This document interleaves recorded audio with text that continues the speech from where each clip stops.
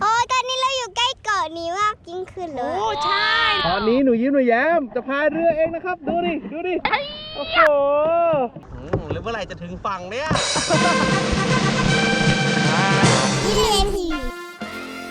ตอนนี้เราจะไปพายเรือกันนะครับ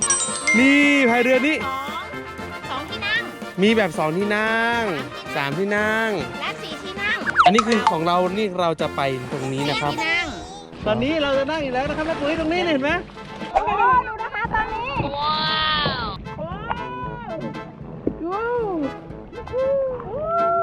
นี่เห็นไหมตอนนี้หนูยิ้มหนูแย้มจะพายเรือเองนะครับดูดิโอ้โหพายไปเรื่อยเลยโอ้ตอนนี้เราอยู่กลางทะเลเลยนะโอ้เรามาไกลจากจุดหมายมากเมื่อกี้เราอยู่ตรงนู้น โอ้อย่างนี้นะคะน้องๆค่ะเดี๋ยวเขาบอมนี่ไงเขาบอมพัดออกไปแล้วนี่ไงโอ้โหเป็นยังไงบ้างดูสิโอ้หนู สวยมากเลยค่ะ สวยมากเลยค่ะ เราจะพายไปเกาะ โอ้โหดูหนูแย้ม ตอนนั้นอยู่ไกลมากเลย โอ้ แล้วก็เดินที่เราให้สวยมากตรงนี้ โอ้สวยมากๆเลยนะน้องๆดูสิตอนนี้หนูแย้มเป็นคนถ่ายเองนะถือถ่ายเองนะคะน้องๆนี่โอ้โหโอ้ยังไงเนี่ย ถ้าลูกน้ำไม่ลึกเราปักดูดิ โอ้ยดูปะการังข้างล่าง เดี๋ยวเราพ่อจะหยุดนิ่งตรงนี้นะหูน้ำใสมากจริงแย้มดูมีปะการังตรงนี้ด้วยโอ้เห็นไหม โอ้ตอนนี้เราอยู่ใกล้เกาะนี้มากยิ่งขึ้นเล โอ้ ย ใช่ดูเกาะนั้นไงคะ ดูสิ พายไปดีกว่า ใช่ดูปะการังเต็มเลยว้าว เอาจมน้ำเลยก็ได้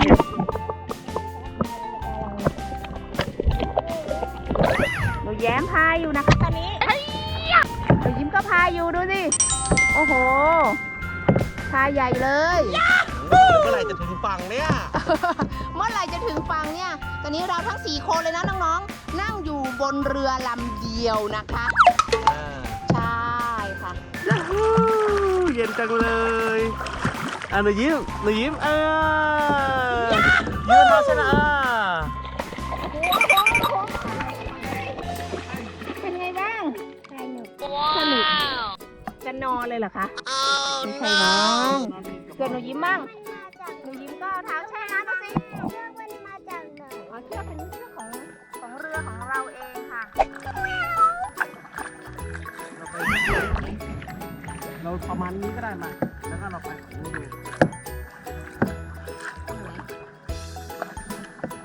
ท้องเรือแม่ปุ๋ย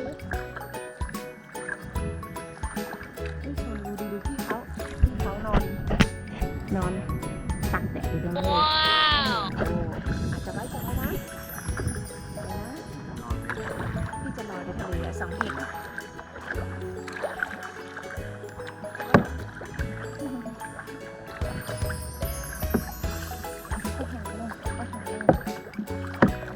เร็วมากไป วิ่งเร็วมากเลยเร็วไหม เร็วค่ะ เร็วมากเลยตอนนี้แม่ปุ๋ยมาอีกฝั่งหนึ่งไม่ใช่อีกฝั่งหนึ่งสิมาอีกทิศหนึ่งนะคะ เมื่อกี้เราอยู่ตรงนู้นเราพายจากตรงนู้นที่ฝั่งพ่อบอมอยู่นะเสร็จแล้วเราก็จะพายลงมาฝั่งนี้นะคะได้ค่ะอ๋อหนูแย้ม ต้องพายเอง โอ้โห จะพายเอง เดี๋ยวก็ตุ่มลงไปอ่ะตัวเองนั่งท่าที่ไม่ถูกต้องไงโอ้เล่นเลย บนน้ำนะคะน้องๆนี่ปุ๋ยจะให้ดูบนน้ำเลย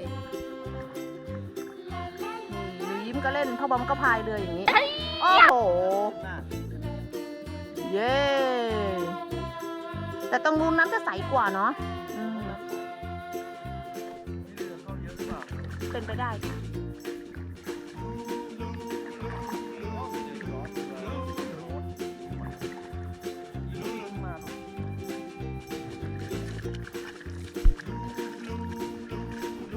พ่อบอมพายเรือออกมาจากฝั่งแล้ว